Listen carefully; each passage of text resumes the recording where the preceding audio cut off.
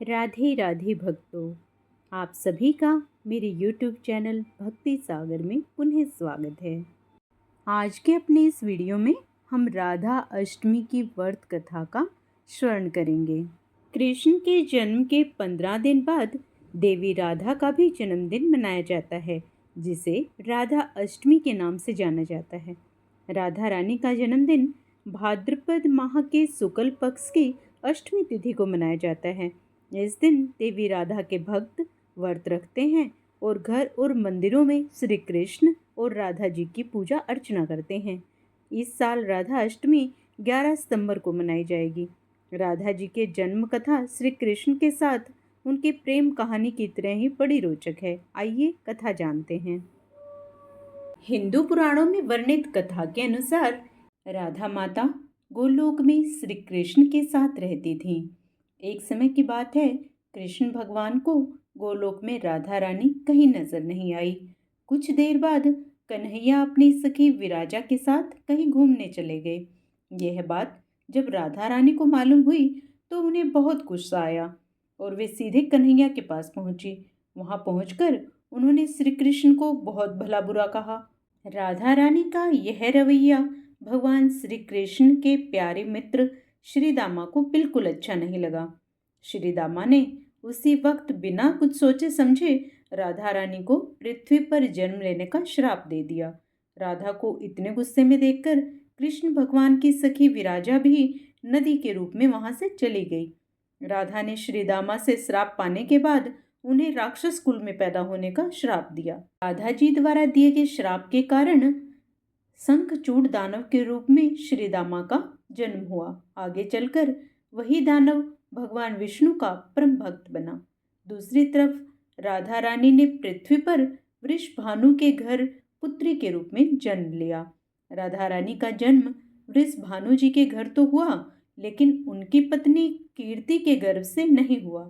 दरअसल जिस समय राधा मैया और श्री दामा ने एक दूसरे को श्राप दिया था, तभी भगवान श्री कृष्ण ने कहा था कि राधा, आपको वृषभानु जी और देवी कीर्ति की पुत्री बनकर पृथ्वी पर रहना होगा। मनुष्य के अवतार में आपका एक वैश्य से विवाह होगा, वो मेरे अंशावतारों में से ही एक होगा। इस तरह आप पृथ्वी पर भी मेरी ही बनकर रहेंगी, परंतु हम दोनों को बिछुड़ने का दुख सहना होगा।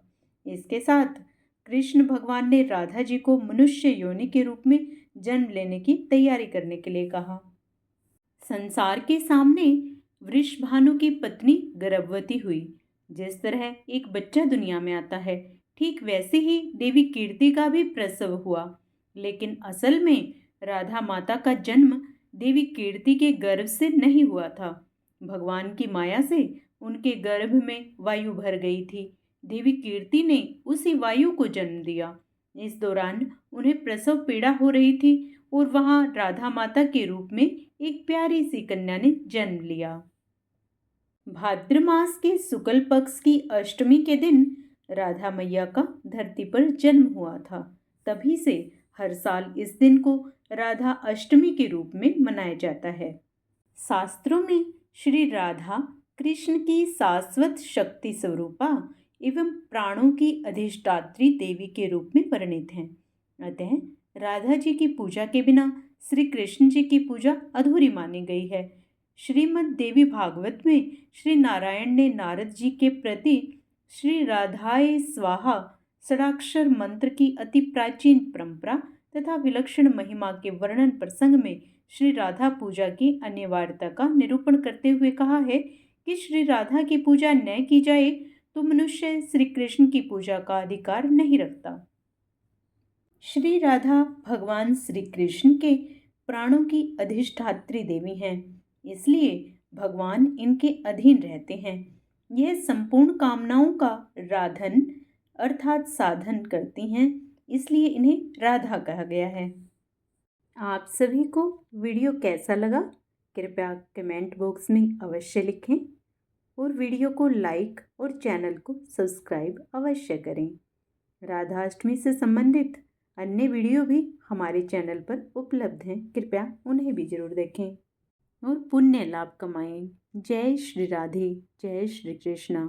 राधा अष्टमी के दिन राधा जन्म की इस कथा का स्मरण करें एवं राधा कृष्ण की कृपा के पात्र बने।